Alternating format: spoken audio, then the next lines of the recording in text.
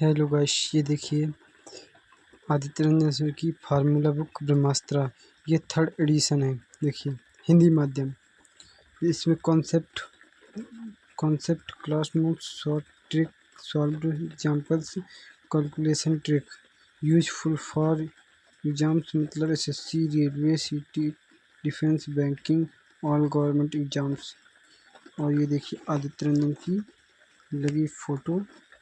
अब चलते हैं पहले पेज पे। देखो तो क्या क्या लगा है। ये देखिए टॉपर्स रिव्यूज। ये देखिए संपूर्ण ब्रह्मास्त्र फार्मूला बुक। आज हम लोग इसके कुछ दिन के लिए फार्मूला बुक से ही रिवीजन करेंगे, जब तक मेरी आदित्य रंजन सर की सेकंड एडिशन की बुक आ जाएगी। इसके बाद हम लोग उसके ही इस एक टाइम 20 मिनट इसका सोल्यूशन इससे पढ़ेंगे। फिर इसके बाद 1 घंटा या आधा घंटा से 45 मिनट के बीच में हम उसके क्वेश्चन भी सॉल्व करेंगे।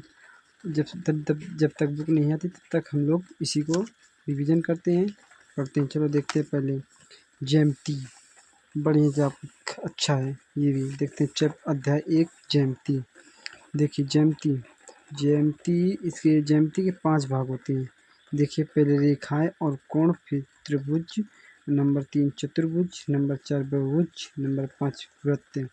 और रेखाएं और कोण बिंदु एक बिंदु शून्य त्रिज्या का एक वृत्त होता है जो स्थान निर्धारित करता है। इसे प्रायः हम एक बड़े अक्षर से दर्शाया जाता है। बिंदु के प्रकार: संरेख बिंदु, असंरेख बिंदु, नंबर 3 प्रतिच्छेदित बिंदु। असंरेख बिंदु यदि तीन या तीन से अधिक बिंदु एक सीधी रेखा पर स्थित होते हैं तो इन बिंदुओं को संरेख बिंदु कहते हैं।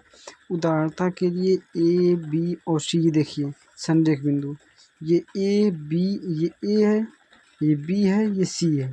असंरेख बिंदु यदि तीन या तीन से अधिक बिंदु एक सीधी रेखा पर स्थित नहीं है तो ये सीधी रेखा पर जो सीधी रेखा पर टेढ़े मेढ़े किसी भी प्रकार का हो सकता है, सीधी रेखा पर नहीं होगा, उसे हम असंरेख बिंदु कहते हैं। बिंदु जब दो या दो से अधिक रेखाएं एक उभयनिष्ठ बिंदु पर एक दूसरे को काटते हैं या मिलती हैं, उसे प्रतिच्छेदित बिंदु कहते हैं। रेखाएं एक रेखा अनंत बिंदुओं से मिलकर बनी होती है और इसमें केवल लंबाई होती है, अर्थात इसमें ना तो कोई चौड़ाई होती है और ना ही मोटाई होती है। एक रेखा अंतहीन होती है। इस मतलब अंतहीन का मतलब इसका कोई अंत नहीं होता है। इसलिए इसे दोनों दिशाओं में बढ़ाया जा सकता है। रेखा को दोनों दिशाओं में इस तरह भी लेफ्ट भी बढ़ा सकते हैं, राइट भी बढ़ा सकते हैं। और रेखाखंड एक रेखाखंड के दो अंत बिंदु होते हैं। समांतर रेखाखंड को एक रेखा भी कहा जाता है। उसको रेखाखंड जिसको मतलब सेंटीमीटर से कि जैसे मान लिया कि 15 सेंटीमीटर की लाइन खींचनी है, उसकी लिमिट होती है, उसे रेखाखंड कहते हैं। उसके 15 सेंटीमीटर की रेखा खींचनी है तो 15 ही सेंटीमीटर खींचेंगे, उसकी कम ज़्यादा नहीं होनी चाहिए, उसे हम रेखाखंड कहते हैं।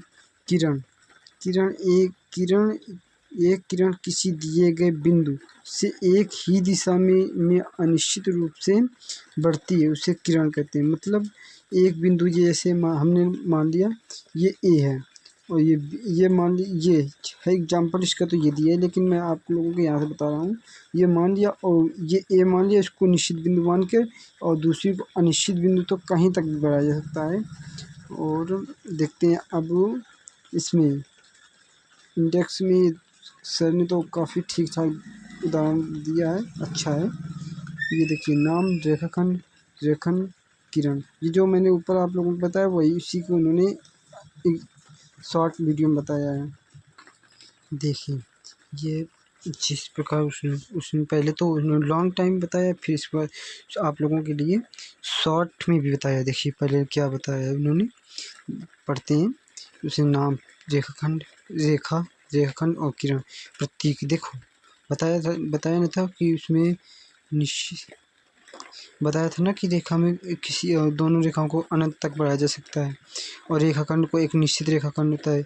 इसमें कोई अंतिम बिंदु नहीं होता। देखो बताया था ना कि इसमें कोई अंतिम बिंदु होते हैं, इसमें दोनों अंतिम बिंदु होते हैं, इसमें अंतिम बिंदु होते हैं। इसमें किरण एक अंतिम बिंदु